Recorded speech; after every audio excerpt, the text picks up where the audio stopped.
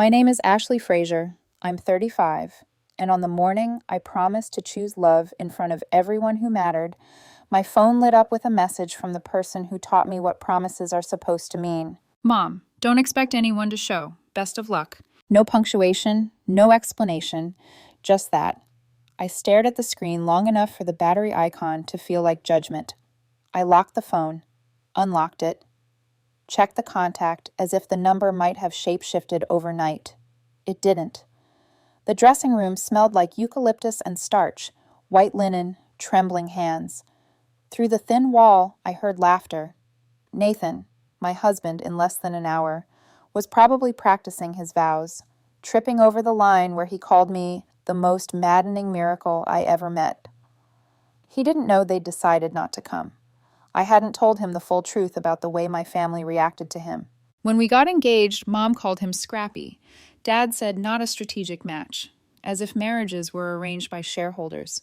They didn't like that Nathan's dad laid tile and his mom handled returns at a retail store, or that Nathan came from a town with more farm trucks than Audis. They smiled in public and called him names in the car. I believed, stubbornly, that deep down they would come around. That love, quiet, real love, could outlast their performance. I kept checking the entrance as the ceremony started. The row with their names stayed empty. Not even a text from my sister, the same sister who once cried on my couch and said I'd saved her life during her divorce. I could have let the emptiness swallow me, but then Nathan turned. And there it was, the look that said we were building something nobody could repossess. We said our vows, we kissed, we were cheered by people who didn't care about last names printed on letterhead. The reception was small and loud in the way joy always is. Nathan's parents danced like prom kids who finally got their slow song. Our college friends toasted us with cheap champagne and shameless stories. Nobody asked why my side of the aisle looked like a ghost town. Maybe they assumed there'd been a flight delay, a weather thing, an emergency. I let them assume. I wasn't going to turn my wedding into a press conference. Later, I snuck out to the patio to breathe. The sky was the kind of stern blue that makes you feel seen. I reached into the cooler for a bottle and, out of a reflex that still confuses me, picked up my phone. A notification. Cousin. The one who never learned about privacy settings. The photo burned through the screen. A private beach in Maui. Sunglasses, sundresses, open collars, the Pacific combed to perfection behind them. My parents, my sister and her new husband, 2 aunts, even Dad's business partner, arms slung over shoulders as if we were living in a catalog where family is a lifestyle subscription. The caption read, "Finally together. Love wins. #family forever." It wasn't just that they missed my wedding. They curated a parallel celebration. They wanted the photo to land like a stone on my chest. It did. For a minute. Then it sank. And something inside me, something I'd built over 10 years of running numbers and catching falling knives for people who called me the responsible one, hardened. I walked back in, kissed Nathan's cheek, and kept dancing. I didn't let the storm inside me leak into the room that had finally learned how to breathe. But while we were cutting cake, I was also cutting ties. Monday morning, I walked into the office like a ghost who remembered where the lights were. The receptionist said, "Congratulations." I said, "Thank you." My name was still on the charter, my key card still opened, the world my father claimed he alone had built. For a decade, I'd been the unglamorous architecture, trusts, tax shelters, vendor maps, pipelines, the invisible scaffolding that kept their photo ops standing. The thing about scaffolding is, you can take it down in a day if you know where you hid the bolts. By noon, the paperwork to remove my name from the business entity was filed. By 4, every corporate expense account, phones, fuel, flights, hotels, executive incidentals, the second house card my sister believed was a birthright, was frozen. I did it cleanly, professionally, without malice. Malice is noisy. I wanted silence. That evening, the family group chat lit up like a building alarm. Dad, what did you do? Sister, are you insane? Aunt, with too many exclamation points. This is cruel. The calls stacked. I didn't answer. Nathan and I were on the couch eating leftover cake, his shoulder an anchor. I sent one message back. Perfect timing. Then I turned my phone off and opened a bottle of wine. A week of silence. That's all it took for their polish to smudge. Not a single apology, not a single sentence that resembled remorse. Just logistical chaos. Because chaos is what happens when the person who kept the books, the locks, and the calendar decides she's done pretending that enabling is love. Nathan noticed I'd become quieter. He has this way of giving me space without walking away from it. He didn't ask for explanations. He asked if I wanted tea. We built tiny routines to hold the big unsaid. Coffee in the morning, him humming while he fixed the cabinet hinge that had been loose since I moved in, me pretending not to watch the way his hands made small, decisive solutions. The knock came at 6:50 a.m., a pounding that didn't wait to be invited. I didn't have to guess. I already knew who it was. I opened the door, and there stood my father, crisp shirt, designer belt, Maui sun still clinging to him like a sarcastic highlighter. He didn't say hello. He didn't ask to come in. He started with his favorite sport, accusation. How I'd humiliated him. How I'd sabotaged the family. How freezing the accounts mid-trip left them exposed. As if exposure were an act of God, not the absence of a daughter's unpaid labor. He said my sister and her husband had just secured a second property and were expecting the money to keep flowing. He declared I had no right to detonate the structure. I sipped coffee and said nothing until he needed air. Then I gave him what I owed him. The truth, nothing extra. I gave you every chance, I said. You made your decision. Something shifted. The fury curdled into the old contempt. He called me dramatic. He said a misunderstanding shouldn't tear a family apart. He insisted that missing one event wasn't a crime. I could see it in his eyes. He genuinely believed their day in Maui was morally equivalent to my wedding day. 2 events scheduled on the same calendar, one just slightly more scenic. This isn't about a day, I said. It's about a decade. He switched playbooks, tried leverage. He reminded me who built the business, who gave me opportunities, who made me. The subtext was loud. Without me, you are nothing. I realized then we had never spoken the same language. He dealt in debts, I deal in ledgers. Debts are forever, ledgers close. I removed myself from the charter, I said. It's done. If you want the company whole, you'll need to buy back my shares at full market value, up front. The cards are closed. The perks are over. The second house, I'm pulling my name. Figure it out. I closed the door on the fist still raised to keep the past propped open. He banged, shouted that I'd regret it.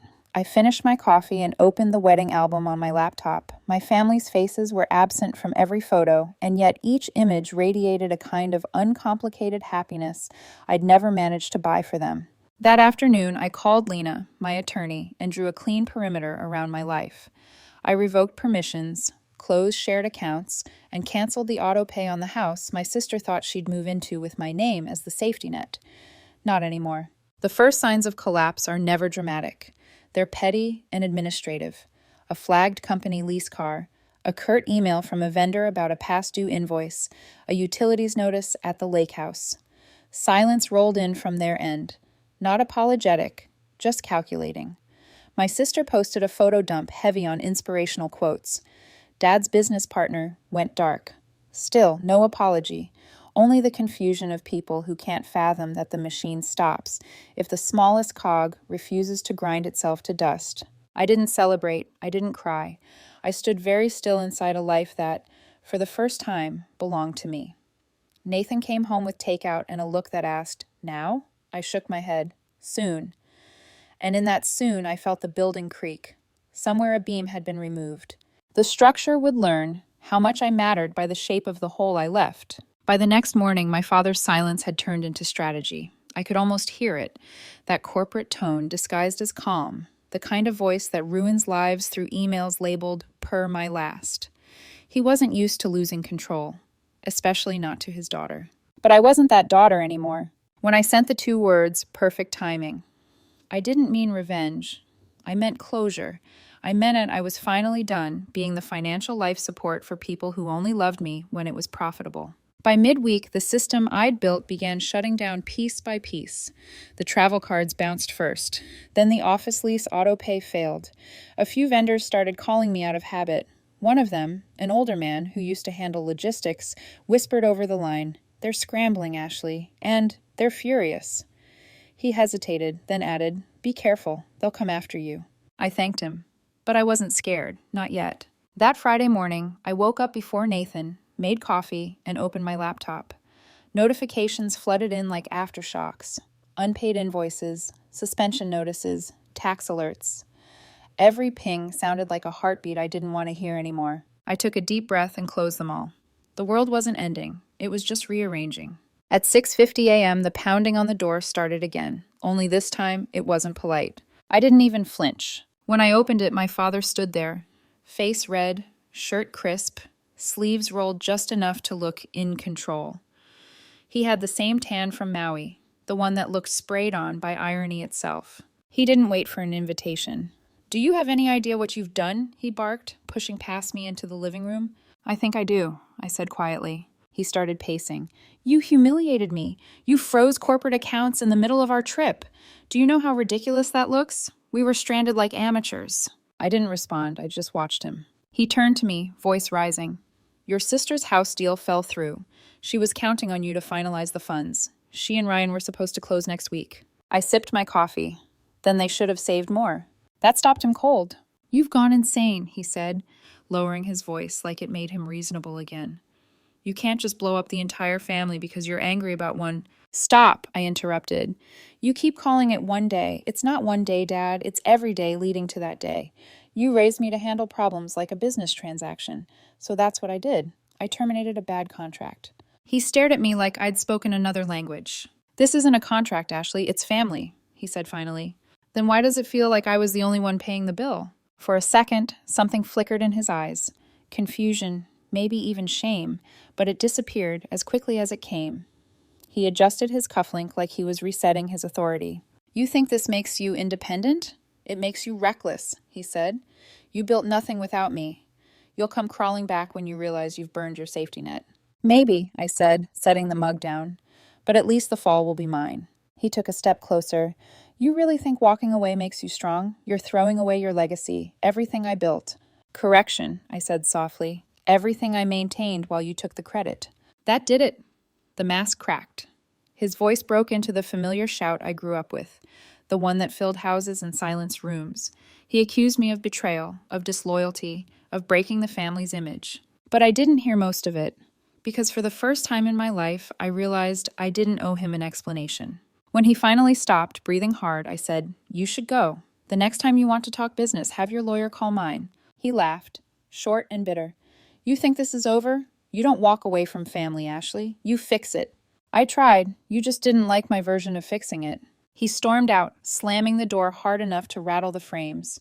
I exhaled slowly. A few minutes later, Nathan came out of the bedroom, rubbing his eyes. "Was that—" I nodded. "Yeah." He hesitated. "Do you want to talk about it?" "Not yet." He crossed the room and wrapped his arms around me. "Then don't. Just breathe." So I did. But peace didn't last long. Over the next week, the ripple effects spread. My sister's voice messages grew increasingly panicked, crying about mortgage approvals, blaming me for ruining everything.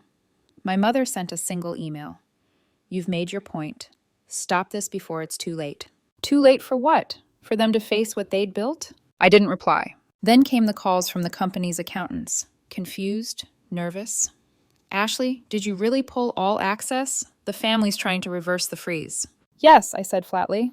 "You sure?" "I've never been more sure." Silence. Then, almost softly, the accountant said, "Honestly, I wondered when you'd stop carrying them." That was the first sentence in weeks that made my chest loosen. By the second week, the panic turned visible. My sister begged in the group chat for someone to pay the lake house utilities. My father offered vague promises. One aunt's card declined booking a flight. Another complained her stipend was missing. Still, not one apology. Just the outrage of people who believe my backbone was a betrayal. I didn't retaliate. I didn't post anything, didn't brag, didn't explain. I just watched, quietly. And when the company's lease payment failed, and the dealership called asking if I still wanted to maintain ownership, I said no, let it go. That phrase, "let it go," became my survival plan. But deep down, I knew this wasn't over. I'd taken away their resources, not their pride, and pride doesn't starve quietly. So when my inbox pinged one night with a new subject line, "Partnership Reintegration Proposal," I knew exactly what it was, a peace offering wrapped in a trap. The email subject line looked sterile, like something from a boardroom. Partnership reintegration proposal. Confidential. But when I opened it, I could feel the fingerprints of my family all over it. A long letter from a law firm I recognized, one dad used for acquisitions, and occasionally, quiet threats. The document used polite phrasing like realignment of ownership and brand stabilization. But halfway down, a buried clause caught my eye. Reintegration of personal affiliations considered non-beneficial to the Fraser corporate image. It didn't name Nathan, but it didn't have to. It was their way of saying, lose your husband and we'll take you back. I stared at the sentence until the words blurred, then closed the laptop. The old me would have called them, demanded an explanation, tried to mediate. The new me just felt done. When Nathan came home from work, he found me sitting in the dark, the laptop shut, my hands still. Rough day? He asked. I smiled without humor. Just my family trying to buy me back. He frowned. What do they want now? Control, I said. They always want control. He nodded slowly. Then give them silence. That's the only thing they can't spin. It was quiet for a moment, the kind of quiet that holds love and exhaustion at the same time. He reached over, took my hand, and said, whatever they throw at us, we'll handle it, together. That word, together, was something my family never understood. To them, loyalty was leverage. 2 nights later, I learned just how far they'd go to use it. It was raining when the doorbell rang. I thought it might be a delivery, but when I opened the door, my mother was standing there. No suitcase, no umbrella, just her, drenched and trembling like someone trying to rehearse humility. Mom, I said, my tone flat, you shouldn't be here. I came alone, she replied softly. I didn't tell your father. This has gone too far, Ashley. Someone needs to be the adult. Her voice carried the same practiced calm she used to scold us as kids, but under it, I could hear something new, desperation. I stepped aside, letting her into the entryway, but not into the living room. If you came to talk about forgiveness, we can skip it. She shook her head. I didn't come to fight. I came to remind you of who you are. That's funny, I said, because you're the one who forgot. Her lips tightened. You've changed. You used to care about family, about our name, about what we built together. You built walls, I said. I just stopped living inside them. Her eyes glistened. Your father is drowning, Ashley. Do you have any idea what this is doing to him? Yes, I said calmly. That's the point. Her composure cracked for half a second. You sound just like him when he's angry. No, I said. I sound like someone who finally stopped apologizing. She drew a shaky breath. I think deep down you know Nathan isn't part of the future we built. You've always been too emotional to see what's best for you. For a long moment, I didn't move. Then I said, you're right about one thing.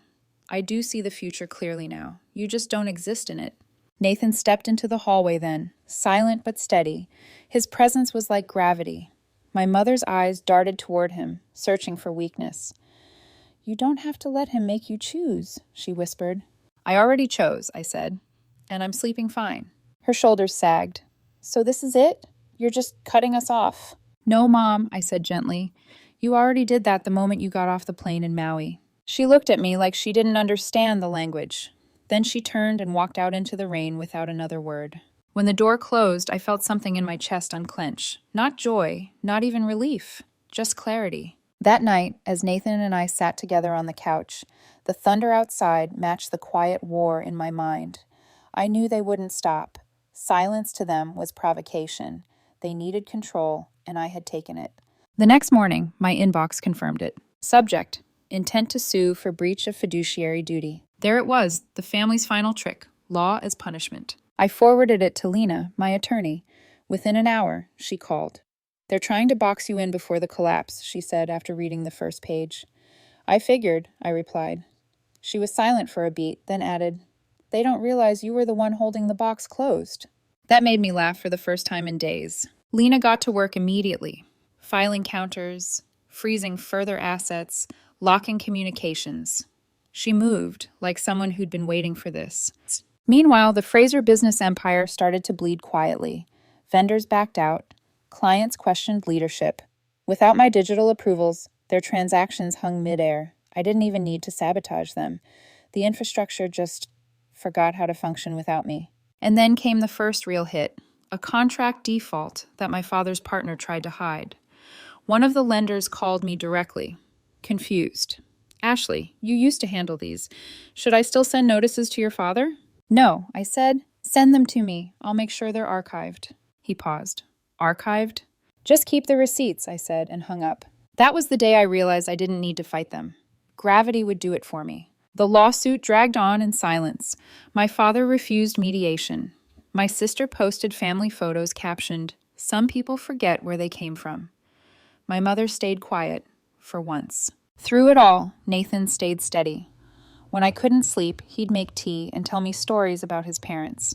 Two people who had nothing but always found reasons to laugh. I used to think peace was expensive, he said once, but maybe it's just quiet. I remember whispering, then I'm finally rich. 2 months later, the first domino fell.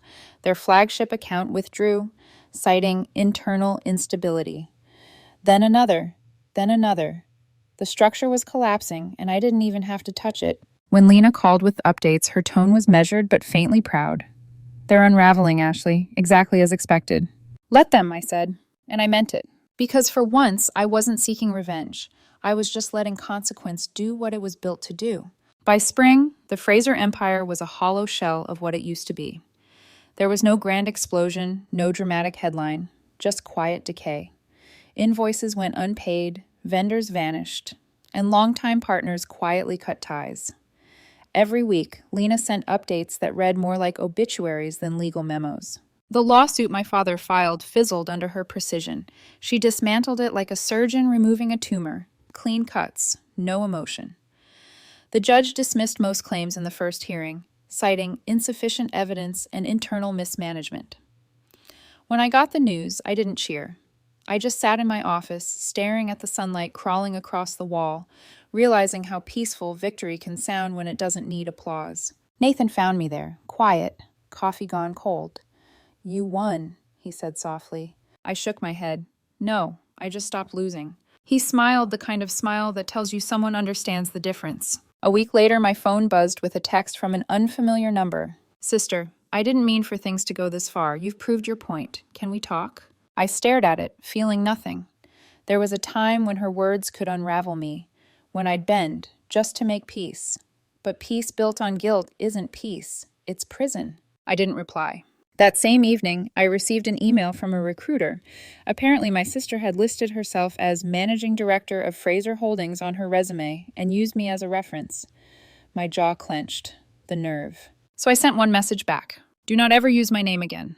No threats, no emotion, just fact. 2 hours later, her LinkedIn account disappeared. Nathan noticed me close my laptop with a faint smile. "Everything okay?" "Yeah," I said. "It finally is." The next month was the quietest of my adult life. No calls, no chaos. Just mornings that started with laughter instead of anxiety. Nathan and I moved to a small apartment closer to the coast. Nothing extravagant, but ours. The walls smelled like new paint and freedom. We'd cook together at night, him chopping vegetables while I played music. I think we were both afraid to say it out loud, but we felt it. Life had gotten smaller, but in all the right ways. Sometimes I'd catch myself wondering if my family missed me. Then I'd remind myself that missing someone and regretting how you treated them are two different things. One afternoon, Lena called with the final report. "It's over," she said simply. "The lawsuit?" "All of it. The company's officially dissolved. Assets frozen, debts unpaid. They'll have to start over." I let out a breath I hadn't realized I'd been holding. "Good," I said. "Let gravity finish the rest." Lena was quiet for a second. "You know, not many people walk away this clean." I smiled faintly. "That's because they keep looking back."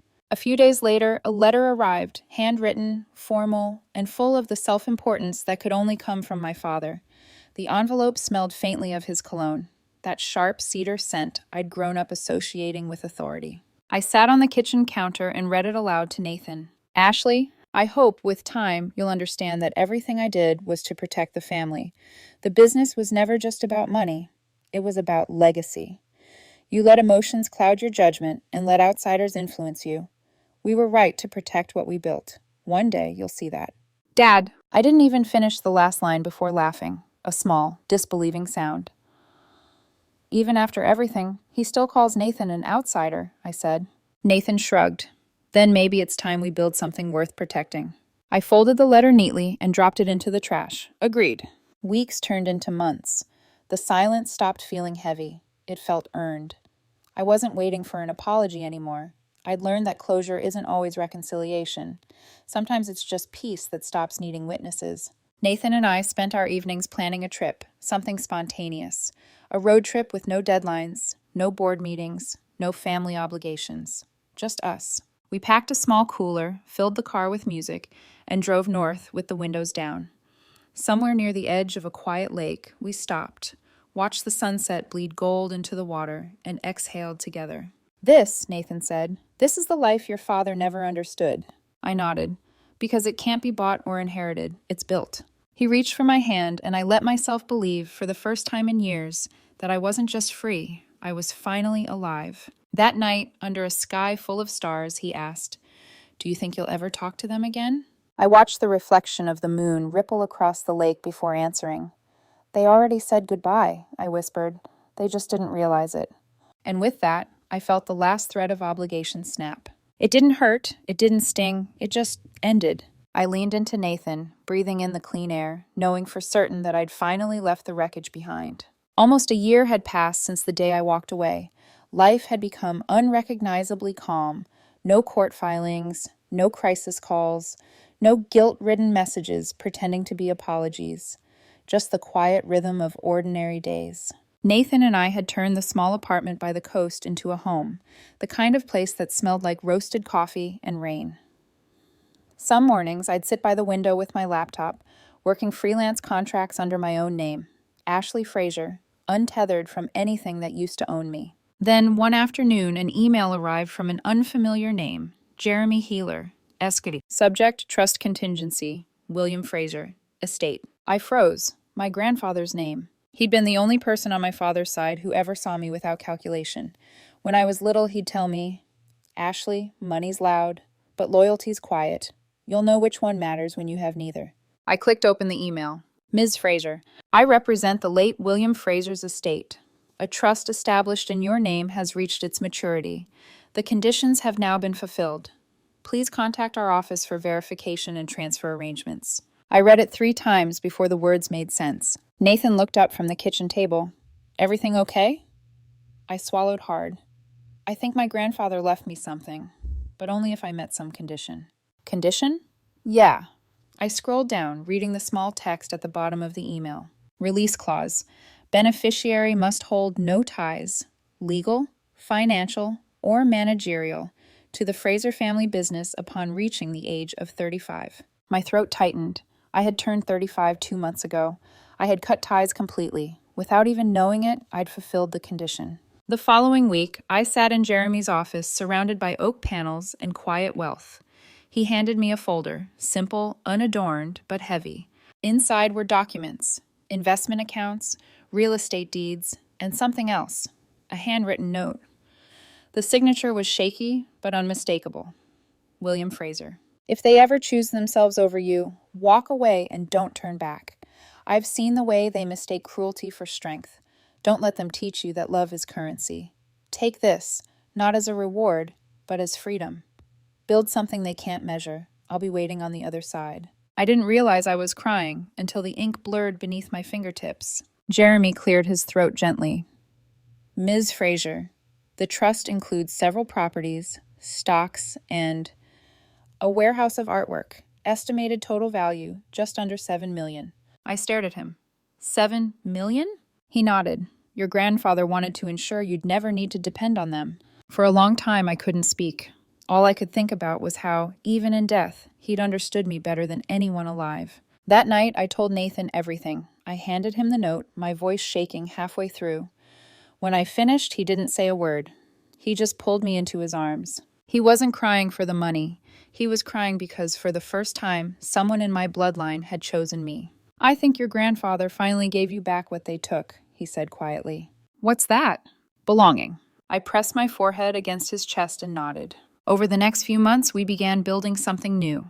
Not a business, not an empire, just a life designed on our own terms. We used part of the inheritance to open a small community architecture studio, Nathan's dream, one I'd shelved years ago because my family called it unprofitable. Every design we took on helped someone build a home, a cafe, a studio, spaces filled with laughter and real stories, not greed and performance. I could almost hear my grandfather whispering, "That's how you keep a legacy alive." One morning, I received a certified letter with no return address. Inside was a faded photograph. My family on that Maui beach. Across the back, written in my father's handwriting. "Still family if you want it." I stared at it for a long time, then I placed it in a drawer, not out of hate, but closure. Some stories don't need sequels. When Nathan came in, coffee in hand, he asked, "You okay?" I smiled. "Yeah, I just realized something." "What's that?" "That forgiveness isn't reopening the door. It's locking it peacefully." He kissed my forehead, then consider it locked. That summer, we drove to the same lake where we'd watched the sunset a year before. The air was still, the water gold. Nathan leaned back on the hood of the car and said, "Your grandfather was right. Loyalty's quiet. You built something louder than money." I laughed softly. Then I guess I finally learned his language. I reached into my bag, pulled out the note, and read it one last time before tucking it into the breeze. The paper floated, caught the light, and vanished into the lake. For once, I didn't feel like I was letting go of something. I felt like I was arriving. And in that moment, I finally understood what freedom actually sounds like. Not revenge, not silence, just peace.